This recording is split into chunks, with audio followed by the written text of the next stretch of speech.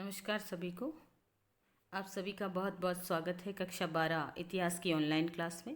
कक्षा 12 के इस वीडियो के अंदर हम जानेंगे जो है पार्ट 5 यात्रियों के नज़रिए। इसमें जो दो यात्री मैंने लिए हैं वो इब्न बतूता और फ्रांसवा बर्नियर, जो कि फ्रांस का यात्री था, उनके बारे में, उनके जीवन वृत्तांत को और उनके द्वारा लिखी गई पुस्तकों को जानने का प्रयास है वो करेंगे। इब्न बतूता जो कि मोरक्को से आया था। मोरक्को के तंजीर में इसका जन्म हुआ था इब्न बतूता।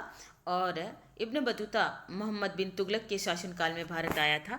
और इब्न बतूता द्वारा जो लिखा गया यात्रा वृत्तांत है उसे रिहला के नाम से जाना जाता है। रिहला का अर्थ होता है यात्रा वृत्तांत, ठीक है। रिहला जो कि वहाँ का शब्द होगा। और इब्न बतूता ने भारत को किस नज़रिए से देखा? हमने अलबिरूनी का नज़रिया तो देख लिया कि उसने भारत की वर्ण व्यवस्था के बारे में प्रहार किया है, जाति व्यवस्था के बारे में कहा है। इसके अलावा उसका जीवन वगैरह हमने जाना। तो इब्न बतूता क्या जीवन कैसा था? इब्न बतूता द्वारा अरबी भाषा में लिखा गया उसका यात्रा वृत्तांत, जिसे रिहला कहा जाता है। यहाँ पे सीधा 1 नंबर का क्वेश्चन है या प्रश्न है कि इब्न बतूता की पुस्तक या ग्रंथ है वो किस नाम से जाना जाता है? तो रिहला आपको याद रखना है। और रिहला का अर्थ ही होता है यात्रा वृत्तांत, ठीक है। आपको ये रिहला याद रखना है, इब्न बतूता द्वारा लिखा गया यात्रा वृत्तांत। 14वीं शताब्दी में भारतीय उपमहाद्वीप के सामाजिक और सांस्कृतिक जीवन के विषय में बहुत ही प्रचुर और रोचक जानकारियां देता है। तो जो रिहला इब्न बतूता के द्वारा लिखा गया जो यात्रा वृत्तांत है वो भारत की जो 14वीं शताब्दी के दौरान भारतीय उपमहाद्वीप में कैसा सामाजिक जीवन था, समाज कैसा था, संस्कृति कैसी थी, लोगों के रीति रिवाज, रहन सहन कैसे थे, तो ये रिहला है वो इसको जानने का महत्वपूर्ण स्रोत है। अब इसका जन्म परिचय ले लेते हैं। तो जो है इब्न बतूता का जन्म है वो मोरक्को, जो कि वर्तमान अफ्रीका का एक छोटा सा देश है, उसमें तंजीर जो कि शहर था मोरक्को का, तंजीर में इब्न बतूता का जन्म हुआ था, जो इस्लामी कानून अर्थात शरिया पर अपनी विशेषता के लिए प्रसिद्ध है। जिस परिवार में जन्म हुआ था उसके माता पिता या उसके परिजन हैं वो कानून और शरिया को जानने वाले थे। शरिया जो कि कुरान के अनुसार जो है नियमावली होती है, विधान को जानने वाला, विधि को जानने वाला, कानून को जानने वाला। तो जो है कुरान शरीफ के अनुसार शरिया कानून है और उसको जानने वाले परिवार में उसका जन्म हुआ था। तो ऐसे में जिस परिवार, जिस संस्कृति में इब्न बतूता पला बड़ा था, उसने भी शरिया के कानून का उसे अच्छा ज्ञान था और वो उसके लिए आगे भी काम आया। अपने परिवार की परंपरा के अनुसार इब्न बतूता ने कम ही उम्र में साहित्यिक और शास्त्र रूढ़ शिक्षा हासिल कर ली थी, यानी वो एक संपन्न घराने से था और उसने काफ़ी हद तक सारी शिक्षाएं हैं। शास्त्र रूढ़ यानी कि उसे शास्त्रों का ज्ञान था, यानी उसे जो है कुरान शरीफ और जो भी अनेक इस्लामिक ग्रंथ होंगे उनका उसको ज्ञान रहा था। इब्न बतूता पुस्तकों के स्थान पर यात्राओं से अर्जित अनुभवों को ज्ञान का अधिक महत्वपूर्ण स्रोत है वो मानता था। यानी इब्न बतूता के अनुसार की पुस्तकें हमारे लिए महत्वपूर्ण है, लेकिन पुस्तकों से ज़्यादा आंखों देखा हुआ वर्णन वो ज़्यादा महत्वपूर्ण है, क्योंकि आंखों देखा हुआ लंबे समय तक याद रहता है, उसका एक अलग अनुभव होता है। तो उसके अनुसार कि किसी चीज़ को जानना है तो स्वयं देखो, पुस्तकों से हमें आधी जानकारी मिलती है। तो वो अपने अनुभव को ज़्यादा महत्वपूर्ण मानता था।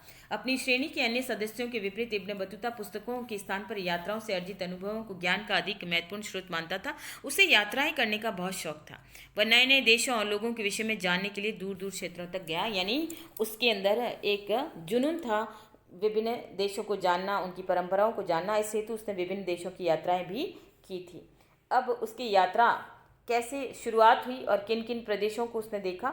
तो इब्न बतूता की यात्रा अपने जन्म स्थान से गुरुवार को बिना किसी सह यात्री या कारवा के बिना, कारवा यानी जो है लश्कर कह सकते हैं, भीड़ भाड़ का समूह, ठीक है, के बिना अकेला ही भारत की यात्रा पर निकल पड़ा। और समय है 1332 ईस्वी से 1333 ईस्वी का समय, यानी भारत को जानने की उसके अंदर तीव्र उत्कंठा थी।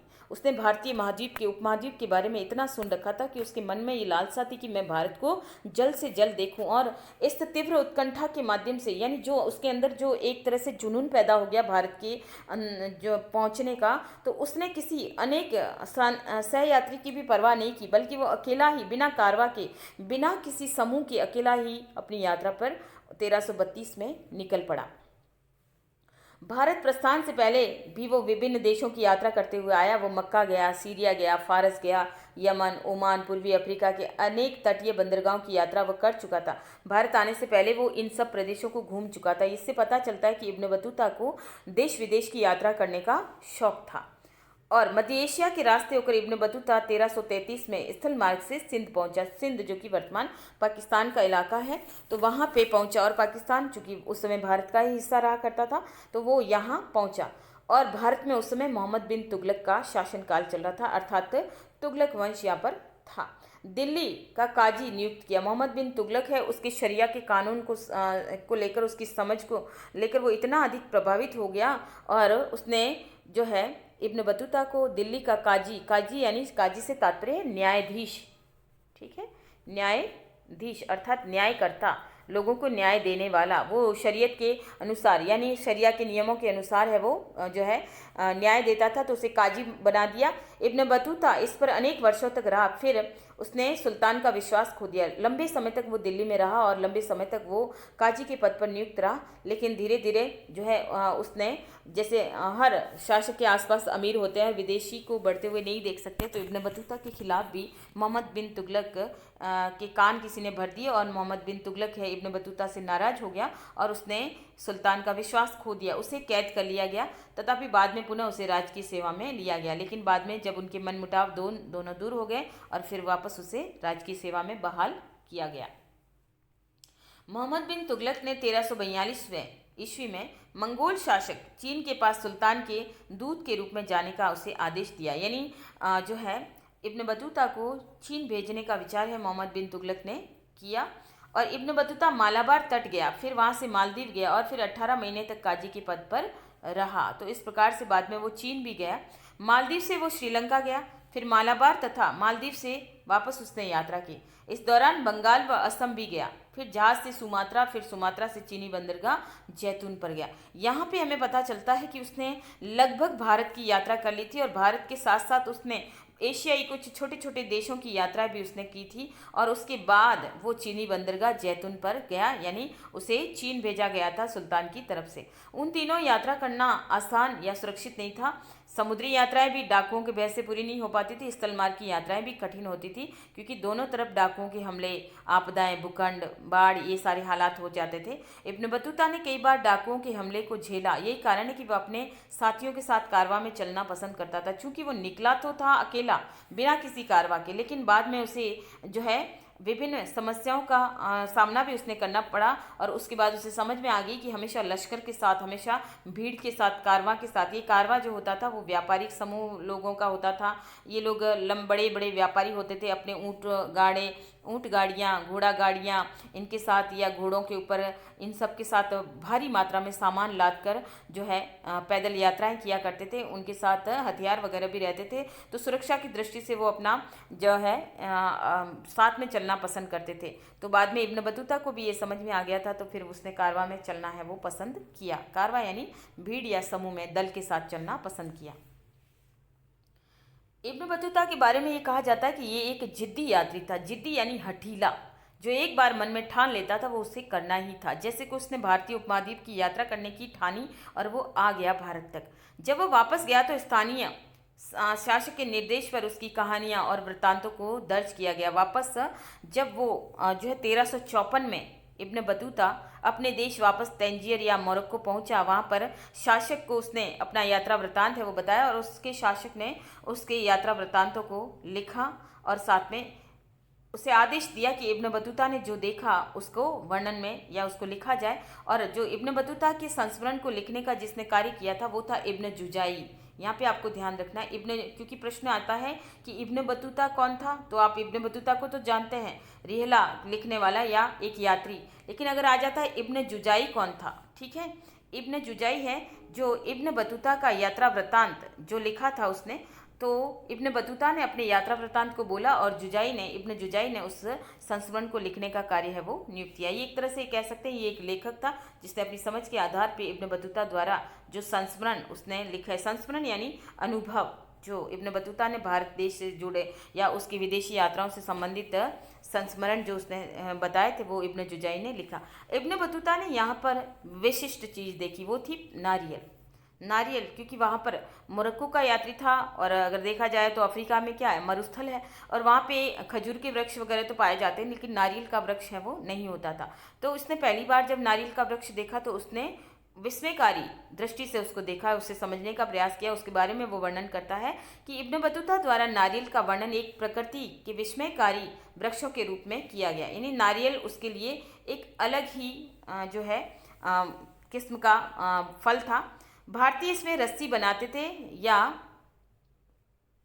लोहे की किलों की बजाय इसमें जो है जहाज को सिलते थे। यानी उस नारियल के बारे में इब्न बतूता ने ये कहा है कि नारियल को जब छीला जाता है तो उसमें एक खोपड़ी नुमा आकृति निकलती है, एक सिर नुमा आकृति जो कि मानव के सिर के समान दिखाई देती है, जिसमें बाकायदा उसकी 2 आँखें और मुंह भी होता है। तो नारियल को अगर आपने ध्यान से देखा होगा, नारियल का जब गोला निकालते हैं उसकी छाल को हटाकर, तो नारियल के अंदर 2 मुख और इस प्रकार की आकृति हमें दिखाई देती है, 2 आँख और मुख भी दिखाई देता है। तो वो ये कहता है कि नारियल का जो गोला है उसको ऐसा लगता है जैसे कि वो जो है मनुष्य के सिर के समान है, वो दिखाई देता है। और फिर उसने ये कहा कि यहाँ के लोग नारियल की जो जटाएं होती है, जो उससे भी काम में लेते हैं, उससे रस्सी बनाते हैं, और ये काफ़ी मजबूत रस्सी है वो बनती थी। और साथ में लोहे की किलों की बजाय ऐसे जहाज को भी सिलते थे कि जहाज को सिलने में इस नारियल की रस्सी है वो काफ़ी मजबूत होती थी, तो जहाज़ों के अंदर चीज़ों को बांधने के लिए, सिलने के लिए काम में ली जाती थी। तो नारियल का वर्णन है इब्न बतूता करता है। इसके अलावा उसने भारत में पान देखा था।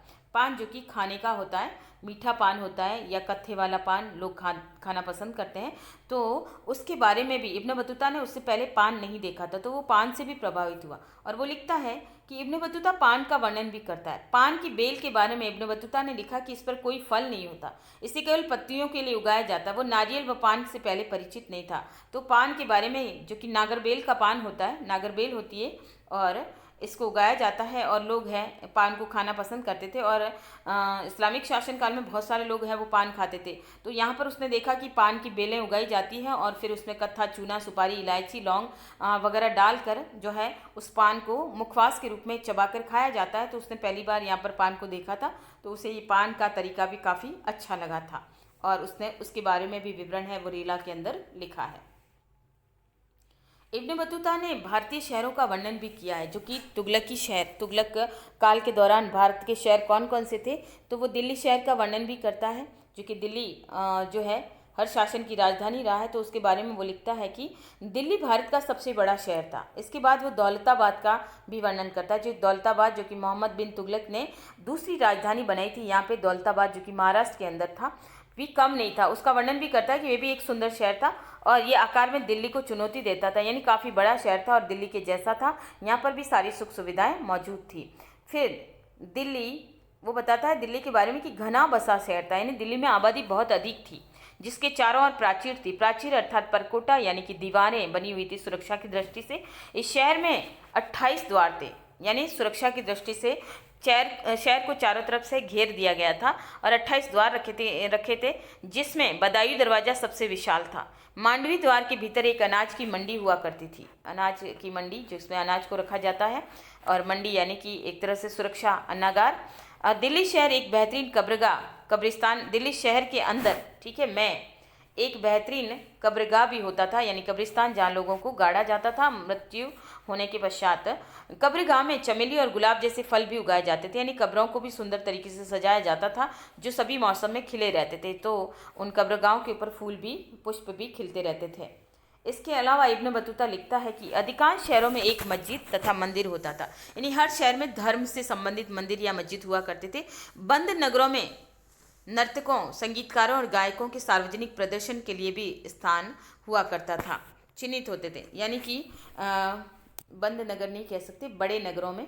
तो बड़े नगर कहने का मतलब है दिल्ली, दौलताबाद वगैरह। तो यहाँ पे नर्तकियाँ या नर्तक होते थे, संगीतकार होते थे, गायक होते थे। इनके लिए एक अलग से विशाल मंच होता था, जहाँ पे ये इनके कार्यक्रम वगैरह होते रहते थे। यद्यपि इब्न बतूता की शहरों की समृद्धि का वर्णन करने में अधिक रुचि नहीं थी, उसने ज़्यादा तो नहीं लिखा, लेकिन इसमें सामान्य जानकारी हमें दिल्ली और दौलताबाद और अन्य शहर जो उसने देखे होंगे उसका वर्णन है वो मिलता है। अब यहाँ पे इब्न बतूता प्रभावित हुआ था संचार प्रणाली से। संचार प्रणाली क्या होती है? संचार प्रणाली होती है कि ऐसे साधन जिसके माध्यम से जो है जानकारी मिल जाती है, या कोई भी त्वरित समाचार है वो कैसे एक स्थान से दूसरे स्थान पर पहुंचाया जाता था, खोज खबर कैसे जल्दी भेजी जाती थी, उसका वर्णन भी इब्न बतूता करता है। तो इब्न बतूता ने देखा कि दिल्ली सल्तनत की डाक प्रणाली संचार व्यवस्था का विवरण देता है। लगभग सभी व्यापारिक मार्गों पर सराय और विश्रामशाला या विश्राम गृह स्थापित किए गए थे, यानी कि वो बताता है कि हर जगह सार्वजनिक या व्यापारिक मार्गों पर सराय और विश्रामशाला अर्थात धर्मशाला कह सकते हैं, यहाँ पे व्यापारियों के आवागमन के लिए सारी सुविधाएं मौजूद थी। इब्न बतूता डाक प्रणाली की कार्यकुशलता देखकर चकित हो गया, यानी संचार के साधन किस प्रकार से डाक के माध्यम से या कोई भी तेज गति से समाचार कैसे फैलता था या पहुंचाया जाता था, उसे देखा तो वो आश्चर्य में पड़ गया।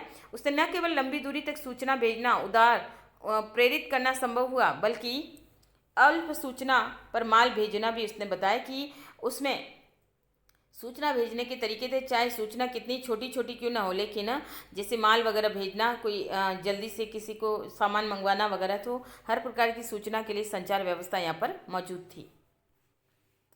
डाक प्रणाली इतनी कुशल थी कि जहाँ सिंह से दिल्ली की यात्रा जो है 50 दिन लगते थे, यहाँ पर जो है सिंध लिखें, जो कि वो बताता है कि सिंध से दिल्ली की यात्रा में नॉर्मली जो है 50 दिन लगते थे, वहीं गुप्तचरों की खबरें सुल्तान तक डाक व्यवस्था के माध्यम से मात्र 5 दिन में पहुंच जाती थी। यानी ऐसी सुविधाएं थी। अच्छे धावक और घुड़सवार हुआ करते थे जो शीघ्र जो है अपनी बात सम्राट तक या शासक तक है वो जल्दी पहुंचा लेते थे, सुल्तान तक 5 दिन में। यानी जो 50 दिन का काम है वो 5 दिन में पूरा हो जाता था। भारत में 2 प्रकार की डाक व्यवस्था का वर्णन है वो इब्न बतूता करता है। पहला अश्व डाक व्यवस्था, यानी घुड़सवारों के माध्यम से जल्दी तेज घोड़े जो होते थे, धावक घोड़े और अच्छे जो है घुड़सवार, वो जल्दी ही जो है खबर को पहुंचाने का काम करते थे। और दूसरी डाक व्यवस्था मिलती है वो पैदल डाक व्यवस्था, जिसमें भाग कर, जिसे रिले रेस होता है, एक के बाद एक दूसरा, दूसरे से तीसरा, तो जो है वो पहले से तैयार होते थे और इस प्रकार से पैदल डाक व्यवस्था भी मौजूद थी। अब अश्व डाक व्यवस्था और पैदल डाक व्यवस्था में क्या जो है चेंजेस देखने को मिलते हैं, दोनों में क्या अलग अलग तरीके हैं। तो अश्व डाक व्यवस्था, ये पूछा जाने वाला प्रश्न भी है।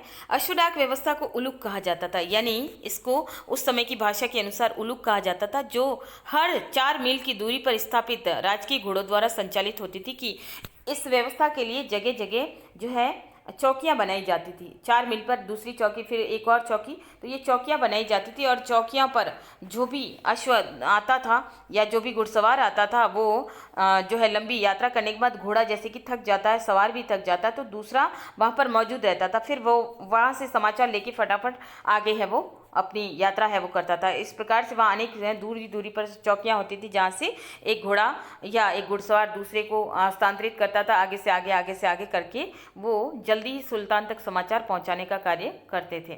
अब पैदल डाक व्यवस्था क्या थी? देखिए, पैदल डाक व्यवस्था में प्रति मील 3 स्थान होते थे। मील यानी कि लगभग 3 किलो, 1 मील में लगभग 2.5 से 3 किलोमीटर का जो स्थान होता है, तो प्रति मील 3 स्थान होते थे, जिसे दावा कहा जाता है। पैदल डाक व्यवस्था में अश्व डाक व्यवस्था से अधिक तीव्र होती थी। डाक व्यवस्था का प्रयोग सूचना भेजने के साथ साथ खुरासान के फलों के परिवहन के लिए भी होता था। कई बार जैसे खुरासान, जो कि पास का जो है मध्य एशियाई देश है, ठीक है, खुरासान, और वहाँ से सूखा मेवा और वहाँ के फल है बड़े प्रसिद्ध थे। तो शासक या व्यापारी जन है उन फलों को खरीदना या बेचना चाहते थे, तो कभी कभी ये चीज़ें मंगवानी होती थी, तो भी जल्दी ही समाचार है वो भेज दिया जाता था। तो डाक व्यवस्था 2 प्रकार की थी, अश्व डाक व्यवस्था और पैदल डाक व्यवस्था। अश्व डाक व्यवस्था को उलुक के नाम से जाना जाता था और ये घोड़ों के द्वारा संचालित होती थी, और पैदल डाक व्यवस्था को दावा के नाम से जाना जाता था, और इसमें पैदल लोग हैं, अच्छे धावक होते थे, वो जल्दी जो है न्यूज पहुंचाने का कार्य है वो किया करते थे। अब हमारा तीसरा यात्री वो है फ्रांसवा बर्नियर। फ्रांसवा बर्नियर, ये फ्रांस का रहने वाला फ्रांसवा बर्नियर फ्रांसीसी चिकित्सक था, राजनीतिक, दार्शनिक तथा इतिहासकार भी था। तो फ्रांस का रहने वाला था, इसलिए इसका नाम है वो फ्रांसवा बर्नियर है वो पड़ गया। तो ये वैसे तो प्रमुख रूप से इस पेशे से चिकित्सक था, इसके अलावा वो एक राजनीतिज्ञ था, दार्शनिक भी था और इतिहास से संबंधित जानकारी रखने वाला इतिहासकार भी था। तो फ्रांसवा बर्नियर का जीवन परिचय पढ़ लेते हैं। फ्रांसवा बर्नियर 1656 में भारत आया और 1668 ईस्वी तक 12 वर्ष तक वो मुगल दरबार के अंदर रहा। पहले शाहजहाँ के ज्येष्ठ पुत्र जिसका नाम था दारा शिकोह के चिकित्सक के रूप में वो मुगल दरबार में एक अमीर दानिशमंद खान के साथ एक बुद्धिजीवी और वैज्ञानिक के रूप में ये रहा। तो कहने का मतलब है कि वो आया तो था एक चिकित्सक के रूप में दारा शिकोह का इलाज करने के लिए, जो कि उसे पेट की बीमारी से वो ग्रस्त था और उसका इलाज करने के लिए वो फ्रांस से चिकित्सा करने आया था। और उसे भारत काफ़ी जो है रोचक लगा, उसको जानने के लिए चिकित्सा के कारण भी वो रहा और साथ में बाद में कुछ अमीर उसके मित्र बन गए जिसका नाम था दानिशमंद खान के साथ, जो कि एक बुद्धिजीवी व्यक्ति भी था और वैज्ञानिक के रूप में भी था। तो इस प्रकार से वो उसके साथ है मित्रता गाड़ के लंबे समय तक मुगल साम्राज्य के उसने वो यहाँ पर रहा। अगर हम देखें फ्रांसवा बर्नियर की पुस्तक का नाम, तो फ्रांसवा बर्नियर द्वारा पुस्तक जो लिखी गई थी उसका नाम था, पुस्तक पूछा जाने वाला प्रश्न है कि travels in the Mughal empire, कि मुगल शासनकाल में उसकी यात्राएं कैसी रही। तो ये पूछा जाने वाला प्रश्न है, 1 नंबर का क्वेश्चन है और बाद में फ्रांसवा बर्नियर पे आपका बड़ा क्वेश्चन भी बनता है। अब बर्नियर की लेखनी की कौन कौन सी विशेषताएं हमें देखने को मिलती है। तो बर्नियर उसने अपनी प्रमुख कृति को फ्रांस के शासक लुई 14वें को समर्पित किया। लुई 14वां जो कि फ्रांस का शासक था। प्रत्येक दृष्टांत में बर्नियर भारत की स्थिति को यूरोप से निम्न देखता है। इसने जो है बर्नियर को भारत को देखने का तरीका है वो निम्न रहा है। उसने भारत को यूरोप से काफ़ी भिन्न माना है और काफ़ी छोटा माना है उसकी तुलना में। बर्नियर के कार्य फ्रांस में 1670 ईस्वी से 1671 ईस्वी में प्रकाशित हुए। जो बर्नियर ने जो पुस्तक लिखी थी travels in the Mughal empire, और जब वो वापस फ्रांस गया तो उसकी पुस्तकें 1 साल भर में प्रकाशित हुई और अगले 5 वर्षों के भीतर ही उसकी जो है पुस्तक है डच, जापानी, इतालवी भाषा में भी उसका अनुवाद है वो किया गया। कहते हैं कि बर्नियर की पुस्तक को बहुत ख्याति मिली और फिर उसको अनेक भाषाओं में उसका अनुवाद है वो किया गया। बर्नियर ने कई बार मुगल सेना के साथ यात्रा की और वह एक बार कश्मीर भी गया था। बर्नियर क्या देखता है? बर्नियर द्वारा भू स्वामित्व का प्रश्न कि यहाँ पर भूमि है वो सबके पास नहीं है और उसने उसका वर्णन भी वो करता है। भू स्वामित्व के बारे में बर्नियर लिखता है कि यूरोप के विपरीत भारत में निजी भूमि यानी स्वयं की भूमि स्वामित्व का अभाव था। यानी हर व्यक्ति के पास अपनी भूमि नहीं होती थी। स्वामित्व यानी मालिकाना हक नहीं था। मुगल सम्राट सारी भूमि का स्वामी था। वो ये बताता है कि यहाँ पर सम्राट का शासनकाल था और सम्राट ही संपूर्ण भूमि का मालिक हुआ करता था, जो अपने अमीरों के बीच बांट देता था। अमीर यानी जो उसके रिश्तेदार है, नातेदार है, राजकुमार है और जो भी उसके कृपा पात्र होंगे उसमें वो अपनी भूमि का उसने बंटवारा कर रखा था, राज्यों के अंदर उसको बांट रखा था, जो अर्थव्यवस्था के लिए हानिकारक था। यानी उसके अनुसार कि भूमि सिर्फ अमीरों के पास थी या शासक के पास ही हुआ करती थी। साधारण लोगों के पास भूमि नहीं थी, उनके पास किसी भी प्रकार का भूमि का स्वामित्व नहीं था। राजकीय भू स्वामित्व के कारण खेती का या भूधारक अपने बच्चों को नहीं दे सकते थे, इसलिए भूमि में सुधार व निवेश में वे रुचि नहीं लेते थे। इससे कृषि का मार्ग है वो रुक गया। उसके अनुसार कि भूमि सिर्फ मालिकों के पास ही होती थी और ऐसे में जो लोग इन भूमि के ऊपर खेती करते थे उनकी अपनी भूमि नहीं होती थी, तो वो भूमि को सुधारने के लिए कोई प्रयास नहीं करते थे, बल्कि उसके लिए वो अपनी जी जान नहीं लगाते थे, बल्कि ठीक है उनको अपना पेट भरना होता था तो वो ज़मीनों पे खेती करते थे। तो उन्हें पता है कि ये भूमि उनकी नहीं है और न ही उनकी संतान को मिलेगी, तो उसको सुधारने का किसानों के द्वारा कोई प्रयास है वो नहीं किया जाता था। तो इसके लिए वो ये कहता है कि भूमि सुधार में कोई रुचि नहीं लेते थे, इससे कृषि का मार्ग रुक गया। यानी कृषि में भी कोई नई तकनीकी को इस्तेमाल नहीं करते थे और साथ में इससे राज्य को हानि होती थी। बर्नियर द्वारा भारतीय समाज का वर्णन भी किया गया कि समाज को उसने देखा। बर्नियर लिखता है कि भारत में मध्यम वर्ग नहीं था, यानी उसके अनुसार कि भारत में सिर्फ 2 ही वर्ग थे। ठीक है, 2 ही वर्ग थे, या तो बहुत अमीर और दूसरा था बहुत गरीब, बीच का कोई वर्ग ही नहीं था। भारत की खेती अच्छी नहीं थी।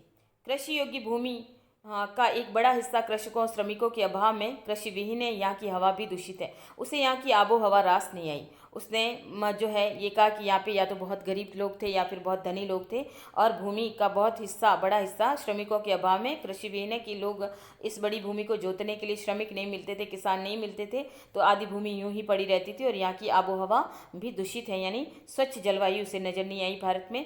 बर्नियर चेतावनी देता है कि यदि यूरोपीय शासकों ने मुगलों का अनुसरण किया तो यूरोप तबाह हो जाएगा। यानी उसके अनुसार कि भूमि का अधिकार है वो सबको मिलना चाहिए, छोटा किसान हो या बड़ा किसान हो उसको भी ऐसा होना चाहिए। अन्यथा सिर्फ भूमि का स्वामित्व सिर्फ शासकों और अभिजातों के पास नहीं होना चाहिए। बर्नियर भारत की अधिकांश समस्याओं की जड़ें निजी भू स्वामित्व के अभाव को मानता है, और वो ये कहता है कि क्यों जो है शासकों को पूरा पैसा नहीं मिल पाता या कर नहीं मिल पाता। कारण है कि हर एक के पास अपनी भूमि नहीं है और निजी भू स्वामित्व का अभाव है, इसलिए शासक को हानि होती है, राज्य को हानि होती है। फ्रांसीसी दार्शनिक बर्नियर दार्शनिक मॉन्टेस्क्यू ने उसके वृत्तांत का प्रयोग निरंकुशवाद की अवधारणा को विकसित करने में किया। इसी आधार पर कार्ल मार्क्स ने एशियाई उत्पादन पद्धति का सिद्धांत है वो दिया है। ये दोनों जो है दार्शनिक है, मॉन्टेस्क्यू और कार्ल मार्क्स। तो निरंकुशवाद की अवधारणा, निरंकुशवाद यानी शासक है वो निरंकुश हुआ करता था और वो अपने हिसाब से सारे फैसले लेते थे और साथ में जनता का कोई ख्याल है वो नहीं रखा जाता था, यानी तानाशाही शासन व्यवस्था यहाँ पर चलती थी। बर्नियर द्वारा शिल्पकारों की श्रेणियों का वर्णन भी किया गया है। शिल्पकार जो कि हाथों की कारीगरी को जानने वाले लोग। शिल्पकारों के संदर्भ में बर्नियर लिखता है कि शिल्पकार मूल रूप से आलसी होता था और जो भी निर्माण करता वो अपनी आवश्यकताओं या अन्य बाध्यताओं के कारण करता था, यानी शिल्पकार है वो थोड़ा आलसी प्रवृत्ति का बताया है उसके अनुसार, और ऐसा इसलिए बताया है क्योंकि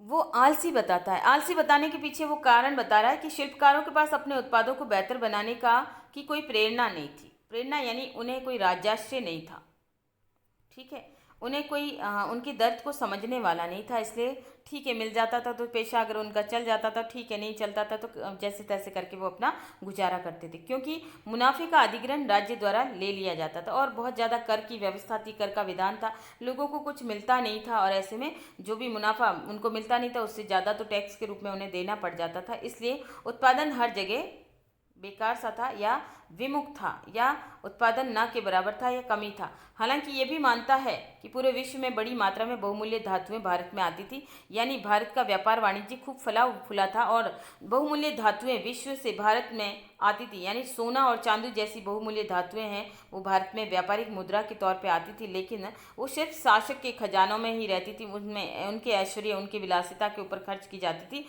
लोगों के उत्पादन या कई चीज़ें हैं उनके लिए इसका खर्चा नहीं हो पाता था, इसलिए जो है लोगों का आश्रय नहीं मिल पाता था और वो मूल रूप से एक नियमित ढर्रा वाला जीवन है वो जिया करते थे। बर्नियर भी हिंदुस्तान के नगरों का वर्णन करता है। वो लिखता है कि 17वीं शताब्दी में लगभग 15% भारतीय जनसंख्या नगरों में रहती थी, यानी भारत एक कृषि प्रधान देश था तो नगरों में रहने वाली जनसंख्या का भाग है वो बहुत कम दिखाई दे रहा है, 15%, और बाकी जो है बाकी सारी जनता है वो देहाती इलाकों में रहती थी। ये अनुपात उस समय यूरोप से अधिक किया, इससे बावजूद भी बर्नियर भारतीय नगरों को शिविर नगर कहता है। शिविर नगर यानी कि हमेशा उठ जाने वाले स्थायी नगर जो नहीं थे, बस जाते थे और बिखर जाते थे। ये राजकीय शिविरों पर निर्भर था कि या तो ये सेना के उद्देश्य से शहर पनप जाते थे या फिर कभी राजा जो है अपनी यात्राओं पे निकल जाता था और फिर वहाँ पड़ाव उसका लंबा रहता था, तब नगर बच जाते थे, यानी आसपास सुविधाएं मौजूद हो जाती थी और फिर शासक चला जाता था, धीरे धीरे नगर का अस्तित्व भी खत्म हो जाता था। दास दासियों के बारे में भी जो है बर्नियर और इब्न बतूता है उसका वर्णन करते हैं। तो इब्न बतूता दास दासियों के बारे में वर्णन करता हुआ क्या कहता है कि मध्यकाल के बाजार में खुलेआम दास खरीदे और बेचे जाते थे। जब इब्न बतूता सिंध पहुंचा तो उसने सुल्तान महमूद बिन तुगलक को घोड़े, ऊंट और दास उसने उसके लिए खरीदे क्योंकि वह उन्हें भेंट देना चाहता था। इब्न बतूता बताता है कि मोहम्मद बिन तुगलक नसरुद्दीन नामक धर्मोपदेशक, यानी कोई संत या साधु होगा, और नसरुद्दीन जो कि इस्लामिक संस्कृति से रिलेटेड सन्यासी, और ये प्रवचन से मोहम्मद बिन तुगलक इतना प्रभावित हुआ कि उसने 1 लाख टके और 200 दास है उस जो है सन्यासी या धर्मोपदेशक को दे दिए। तो वहाँ पे दासों की खरीद फरोख्त होती थी और 200 दास की बात आ रही है, यानी इंसानों का खरीदना बेचना भी चलता था। दास प्रथा मौजूद थी भारत के अंदर। अब दास और दासियों से क्या क्या कार्य करवाए जाते थे। देखिए, दास और दासियों के विभिन्न कार्य होते थे।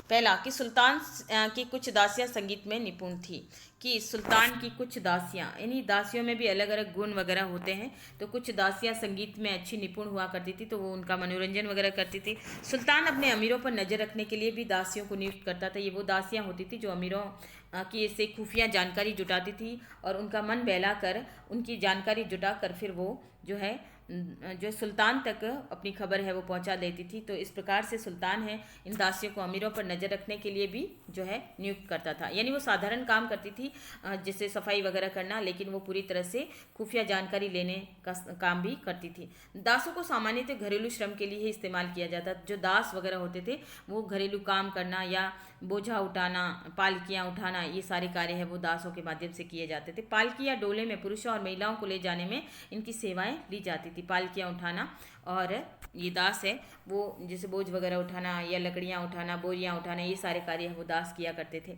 दासों की कीमत विशेष रूप से उन दास दासियों की जिनकी आवश्यकता घरेलू श्रम के लिए थी वो बहुत कम होती थी। यानी दासों की कोई कीमत नहीं थी, बहुत कम मात्रा में कम पैसे पे दास है वो आसानी से उनको बाजार में मिल जाते थे या उपलब्ध हो जाते थे। तो दासों की दास व्यवस्था मौजूद थी। दासों की कोई कीमत मतलब बहुत कम कीमत ही हुआ करती थी। अब बर्नियर ने भारत में सती प्रथा को देखा था। सती प्रथा जो कि भारत में उस समय मौजूद थी, तो उसमें बर्नियर ने कैसा अनुभव किया उसके बारे में लिखते हैं। सती प्रथा क्या? सती प्रथा में यानी पति की मृत्यु के पश्चात पत्नी को भी जलमरना होता है।